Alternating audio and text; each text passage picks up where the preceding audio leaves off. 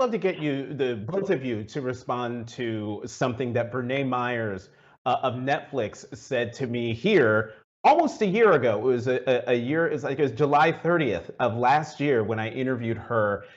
She talked about the quote unquote inclusion lens. And she said, we are creating such excitement and innovation just by changing who's writing, who's directing, who's behind the camera, who's in front of the camera. Rishi, you go first. Do you share that view?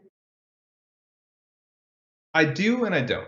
I think that it's really important to be shifting who gets to tell stories, to be making sure that the people, in front of and behind the camera look different than they have ever before.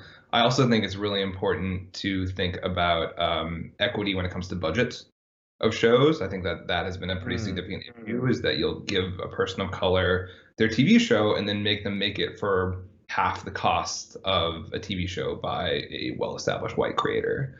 And I also think that there needs to be a lot more equity and inclusion amongst the ranks of decision makers at the studios, at the networks, at places like Netflix. When you get to the highest ranks of those, you still end up with a lot of those faces, the same faces we've been seeing for the last, 10 years in those position of powers that ultimately get to decide what gets greenlit and what doesn't get greenlit, what the budget is, what the budget isn't.